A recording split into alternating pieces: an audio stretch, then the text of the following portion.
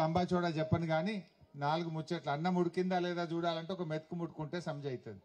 మొత్తం చూడం కదా. 2 ఏళ్ళు అయింది రేవంత్ రెడ్డి గవర్నమెంట్ వచ్చి, అంతేనా?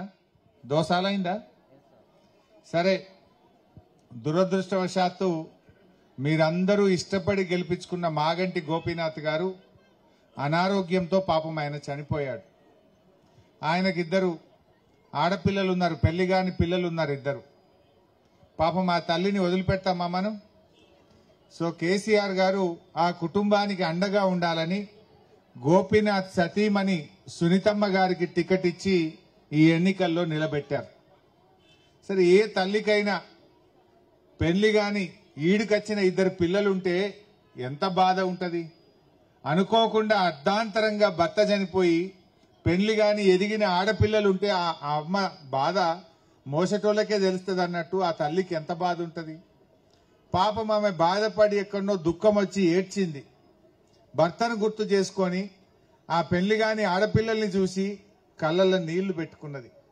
ఎంత కాదన్నా బిడ్డ పెళ్లి చేయాలంటే భర్త లేని లోటు ఇంకెవరైనా పూడ్చగలుగుతారా? భర్త లేని సంసారానికి ఎన్ని తిప్పలుంటాయో మనకు తెలియదా? ఆమె దుఃఖపడితే ఆమె దుఃఖాన్ని కూడా ఈ కాంగ్రెస్ నాయకులు పట్టుకొని ఆమె నోటికొచ్చినట్టు మాట్లాడుతున్నారు. ఆమె ఏడుపును కూడా అవహేళన చేసినటువంటి కాంగ్రెస్ నాయకులకు మా అక్కా చెల్లెళ్ళే బుద్ధి చెప్పాలి. మీ భార్యలు, మీరు చచ్చిపోతే మీ భార్యలు ఏడవరా? ఏ భార్య అయినా దుఃఖపడ్డదా పడదా? ఆమె దుఃఖాన్ని కూడా హేళన చేస్తా ఉన్నారు ఇవాళ ఈ కాంగ్రెస్ నాయకులు. దయచేసి ఆలోచన చెయ్యండి. గోపి 3 సార్లు ఎమ్మెల్యే గెలిచినా పేదలకు అందుబాటులో ఉన్నాడు, బస్తీ ప్రజలకు దగ్గరగా ఉన్నాడు. బతుకమ్మ పండుగ వస్తే చీరలు పంపాడు, క్రిస్టమస్ పండుగ వస్తే మీ అందరితో చర్చిల్లో వేడుకలు చేశాడు, రంజాన్ వస్తే మసీద్ దగ్గరికి వచ్చి అలాయి బలాయి చేసుకున్నాడు. పేదల మనిషి మన మాగంటి గోపి. మరి అలా వాళ్ళ భార్య సునీతమ్మ గారు నిలబడ్డారు.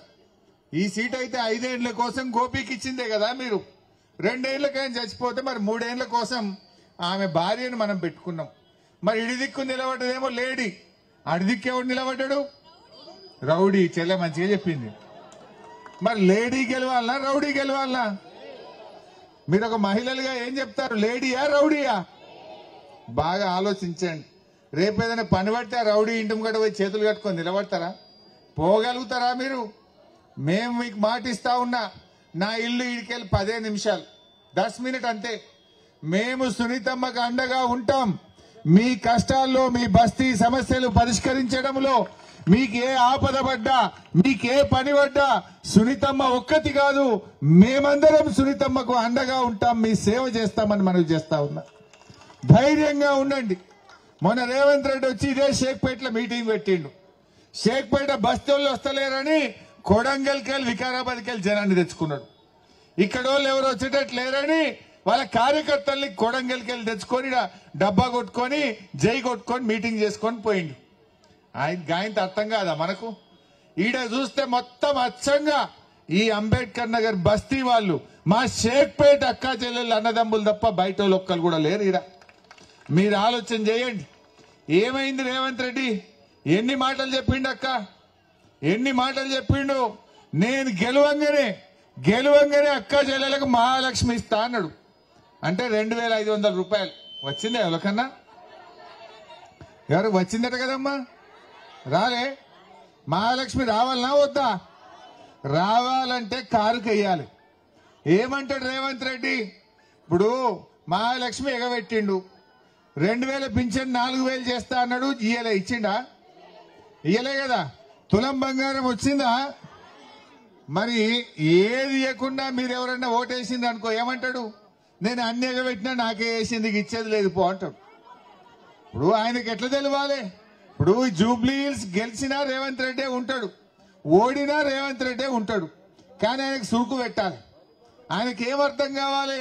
నేను మహాలక్ష్మి అక్క చెల్లెలకు ఎగబెట్టిన కనుక నన్ను ఓడగొట్టిండ్రు, నేను తులం బంగారం ఇయ్యలేదు కనుక నన్ను ఓడగొట్టిండ్రు, అవ్వ తాతలకు 4000 పింఛన్ ఇయ్యలేదు కనుక నన్ను ఓడగొట్టిండ్రు అంటేనే గప్పుడు ఆలోచిస్తాడు, మనకు అన్ని ఇస్తాడు.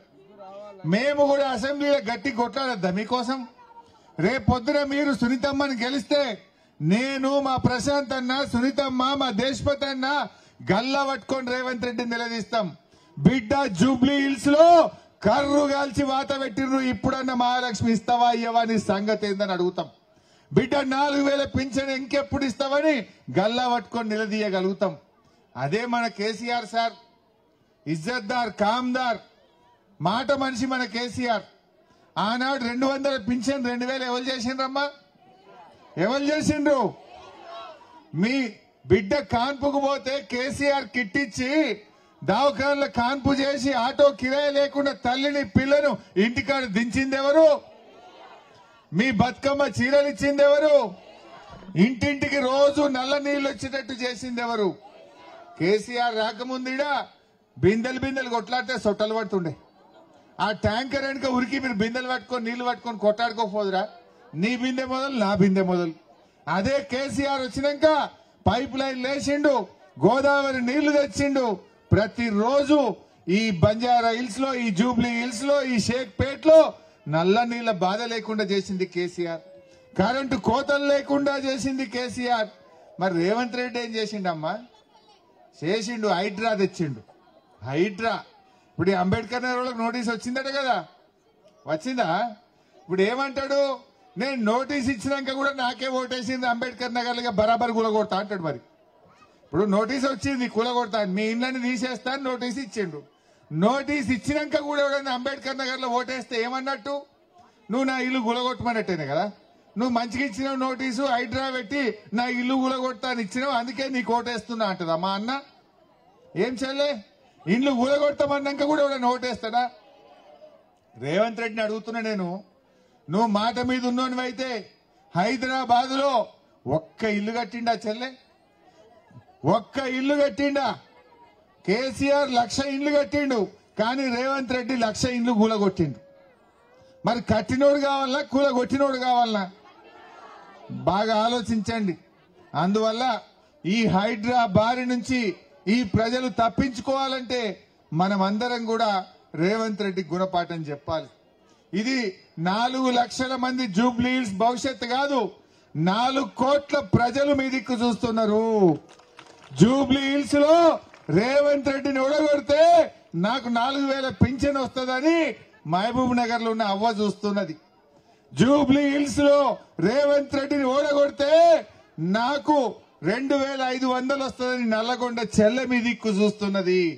జూబ్లీ హిల్స్ లో ఈ రేవంత్ రెడ్డికి కర్రు గాల్చి వాత పెడితే నాకు 15,000 రైతు బంధు వస్తుందని కరీంనగర్ రైతన్న మీ దిక్కు చూస్తున్నాడు. మరి ఆలోచన చెయ్యండి. ఎన్ని చెప్పిండి చెల్లె? మీ పిల్లలకు కాలేజీలు బంద్ అయ్యి ఇళ్లలోనే ఉంటున్నారు. ఇప్పుడు బంద్ అయినాయా లేవా కాలేజీలు? పిల్లలు, ఈ అమ్మాయి పోతలేదా కాలేజీ? ఎందుకు బంద్ అయింది కాలేజీ? మరి ఫీజు రియంబర్స్మెంట్, పిల్లల స్కాలర్షిప్లు ఇస్తలేడు రేవంత్ రెడ్డి. స్కాలర్షిప్లు బంద్ పెడితే కాలేజీలు బంద్ అయినాయి. అదే కేసీఆర్ ఉండగా కరోనా వచ్చినా బాధలున్నా పిల్లల స్కాలర్షిప్ ఇచ్చిండు, పిల్లల్ని మంచిగా చదివించిండు మన కేసీఆర్. ఆనాడు కరోనా టైంలో గుర్తు తెచ్చుకోండి, కరోనాలో కేసీఆర్ మనకు మంచిగా బియ్యం పంపిండు, 2,500 రూపాయలు ఇచ్చిండు. అప్పుడు 10 కిలోల బియ్యం ఇచ్చిండు కేసీఆర్. కరోనా వచ్చినప్పుడు కడుపులో పెట్టుకొని మనం సాదుకున్నాడు, కాపాడుకున్నాడు కేసీఆర్. కంటికి రెప్పలా కాపాడుకున్నాడు కేసీఆర్. ఏం చేసిండు రేవంత్ రెడ్డి? ఇప్పుడు నీ మాటలు కాదు, అబద్దాలు చెప్పి మాటలు చెప్పి మాయ మాటలు చెప్పి గద్దెనెక్కిండు రేవంత్ రెడ్డి. ఇప్పుడు కూడా మాటలే చెప్తుండు. ఇప్పుడు మాటలు కాదు, చేతలు కావాలి. ప్రజలకు ఇచ్చిన హామీలు నిలబెట్టుకోవాలి, కానీ ఆ పని జరుగుతలేదు. అందువల్ల మీరు ఆలోచించండి దయచేసి. ఈ ఎన్నిక మీ భవిష్యత్తు కాదు, రాష్ట్రం యొక్క భవిష్యత్తు తీర్చే ఎన్నిక. రాష్ట్రంలో ఈ రేవంత్ రెడ్డి అరాచక పాలనకు చరమ గీతం పాడాలంటే మనం ఈ ప్రభుత్వాన్ని ఓడించాల్సినటువంటి అవసరం ఉంది. ఇలా గుండాగిరి చేస్తున్నాడు, బెదిరింపులకు పాల్పడుతున్నారు, బోగస్ ఓట్లతో దొంగోట్లు వేసుకొని గెలుతారట. ఆయన గెలవరని అర్థమైంది, జనం మనసులో ఎగిరిపోయిన అర్థమైంది. పొద్దున్నే 6 గంటలకు 7 గంటలకు దొంగోట్లు వేసుకుంటా అంటుండు. దయచేసి నేను మీ అందరినీ కోరుతున్నా, కారు గుర్తుకు ఓటేయాలనుకున్న వాళ్ళం పొద్దున్నే 6:30కు లైన్లో నిలబడి కీ కీ కీ అని ఆ గుర్తు లోపలికి పోవాలి. అవుతుంది అంత గట్టిగా వస్తాలి కారు మీద. ఆడ 3వ నెంబర్ మాగంటి సునీతమ్మ ఫోటో ఉంటది, పక్కన కారు ఉంటది. కొంతమంది రేవంత్ రెడ్డి కుట్ర చేసిండు. రోడ్ రోలర్ గుర్తు, చపాతీ మేకర్ గుర్తు, సబ్బు పెట్టె గుర్తు పెట్టిండు. ఎవరైనా ముసలోళ్ళు అంతా కారే అంటారు కదా, ఆ కారు అనుకొని ఆ రోడ్ రోలర్ కొత్తుడో చపాతీ మేకర్ కొత్తుతే కొన్ని ఓట్లు ఏమైనా సిత్తిపోతాయా, నేను గెలవపోతానని దింపుడు గల్ల మాసింది రేవంత్ రెడ్డికి. ఇంకా ఆయనకే తెలివి ఉందా, మనకు లేదా? కారు పక్కన మాగంటి సునీతమ్మ ఫోటో ఉంటది. సునీతమ్మని చూడండి, పక్కనే కారు చూడండి, పైకెళ్ళి 3వ నంబర్ కారు గుర్తు మీద మనం ఓటేసి సునీతమ్మను, ఒక ఆడబిడ్డను, మీ తోబుట్టును దీవించండి అని చెప్పి నేను కోరుతా ఉన్నా. అయితే కాంగ్రెస్ వాళ్ళు అక్క చెల్లెల ఓట్లన్నీ అటే పోయేటట్టున్నాయి. ఎందుకంటే అన్నేగా పెట్టిండు. కేసీఆర్ కిట్టువాయ్, బతుకమ్మ చీరలువాయ్, మహాలక్ష్మి పథకం ఇయ్యపాయ్, స్కూటీలు ఎగబెట్టే, తులం బంగారం ఎగబెట్టే, ఏ అక్క చెల్లె వేసేటట్టు లేదని ఇప్పుడు చీరలు వంచుతురట. ఓటుకు 5,000 ఇస్తారట. ఇక మరి గా చీరలు 5,000 కడుపులో పెట్టాయా చెల్లె? మహాలక్ష్మి వస్తే ఎంత రావాలి మీకు? 2 ఏళ్ళంటే 60,000 రూపాయలు రావాలి. బిడ్డ అయ్యాలి 5,000 వంచుతావు, ఇంకా 55,000 బాకీ నువ్వు అవి తీసుకురా అని చెప్పాలి. ఇంకా 55,000 ఇవ్వమని అడగాలి. అది కూడా గమ్మత్తున్నది. నేను అటు పోయింటి వెంగళరావు నగర్ పోతే 5,000 వంచిరట. అదే విధంగా అటు బోర్బండ పోతే 6,000 వంచిరట. మరి మీ దగ్గర ఎంత వంచారో నాకు తెలియదు. ఒకడ సీరలట ఈడెంత, ఈడు 2,500 ఇచ్చిరా. మరి ఏంటంటే సగం మింగిరైంది కాంగ్రెస్ వాళ్ళు. మరి ఒక 6, ఒక 5, ఒక 2,500 అంటే ఈడ లోకల్ కాంగ్రెస్ వాళ్ళు మింగినట్టున్నారు. అంతేనా? సరే, ఎవరు మింగితే ఏమున్నది కానీ మనం ఒకటే ముచ్చట, బిడ్డ మాకు రావాల్సినవి, మాకు మహాలక్ష్మి కింద 60,000 రావాలి. నువ్వు ఎంత ఇచ్చినా మిగతా బాకీ అడుగురి, అవి ఇచ్చినాకనే ఇస్తామని చెప్పాలి. ఎందుకంటే 60,000కు నెలకు 2,500 ఇస్తే 2 ఏళ్ళకి ఎంత అవుతుంది? 60,000 అవుతుంది. ఇంకో ఆ చెల్లె ఇంట్రెస్ట్ కూడా యాడ్ చేస్తుంది, మిత్తి కలపాలట. సో ఇవన్నీ బాగా ఆలోచించండి. ఇక పెళ్లికి షాదీ ముబారక్ మిల్ రాతాన్నాయి, కళ్యాణ లక్ష్మి వచ్చినా లేదా చెల్లె? రేవంత్ రెడ్డి వచ్చినాక ఆ చెక్ కూడా కడుపులో పిల్లలు పుట్టినాక వస్తున్నాయి. ఏడాదిని అర్థం కొత్తున్నాయి మెల్లగా. తులం బంగారం అయితే పత్తలేదు, వచ్చిందా? కానీ బంగారం ధర మాత్రం కొండెక్కింది. ఈ రేవంత్ రెడ్డి రాకముందు 50-60 ఉండే, ఈయన వచ్చినాక 1,50,000 అయింది. ఎవరైనా ఇంత చెవులకి ఇంత గుండ్లు చేయించుకుందామనే కష్టమే ఉన్నది. ఈయన తులం బంగారం ఇచ్చిండో కానీ ధర మాత్రం పెంచిండు, అడ్డగోలు పెరిగింది. అంతేనా చెల్లె? అయినా కాంగ్రెస్ గుద్దుదామా? ఇంకెవరైనా నేస్తారా ఎవరైనా? మరి ఏమైనా పైసలు ఇస్తే ఓట్లు గిట్లా పెట్టుకుంటురా? ఏంది ఓట్లు గిట్లా పెట్టుకుంటురా? జాగ్రత్త. ఇవాళ మనం ఒక్కనాటి కోసం చూసుకోవద్దు.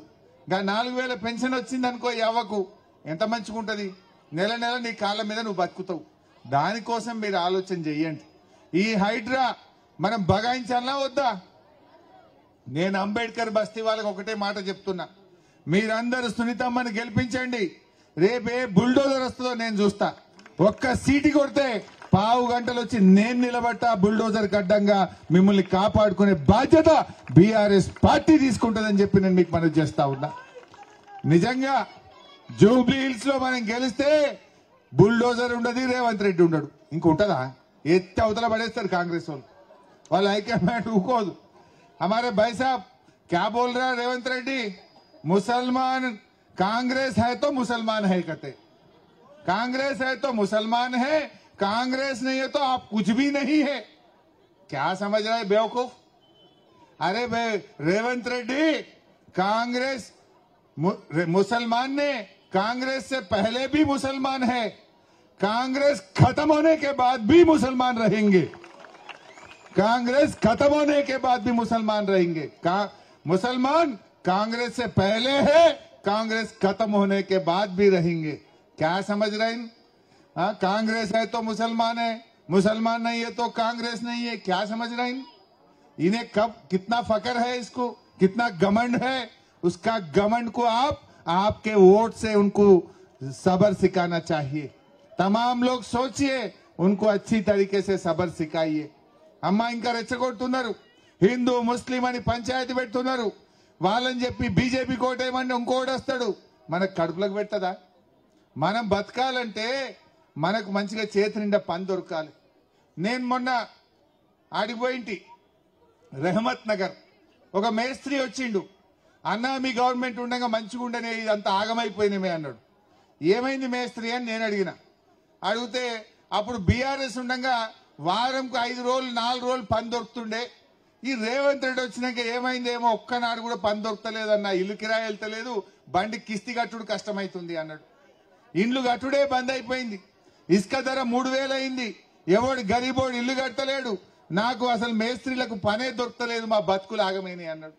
ఒక ఆటో ఆయన కలిసిండు, అన్న కేసీఆర్ సాబ్ ఉండగా నెలకు 1500 2000 రోజు సంపాదిస్తాము, ఈ రేవంత్ రెడ్డి వచ్చినాక 500 కూడా దొరకలేదన్న, ఇంట్లో భార్య పిల్లల ఫీజులు కట్టలేకపోతున్నా, ఇల్లు కట్టలేదు, ఇంట్లో పోతే భార్య తిడుతుందన్న అంటుండు.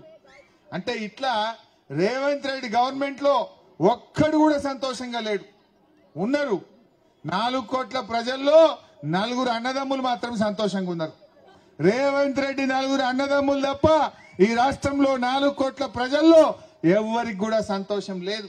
రియల్ ఎస్టేట్ ఆగమైపోయింది, కామ్ దందా బంద్ అయిపోయింది, బేరాలు నడుస్తలేవు, పేదవాడికి పని దొరకలేదు, అందరి బతుకులు ఆగం చేసిండు రేవంత్ రెడ్డి మాటలకు ఎక్కువ, చేతలకు తక్కువ. దయచేసి ఆలోచించండి.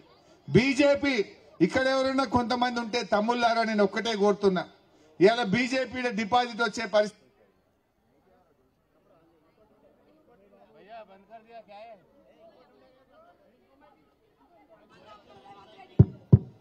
తిరుపతి రెడ్డి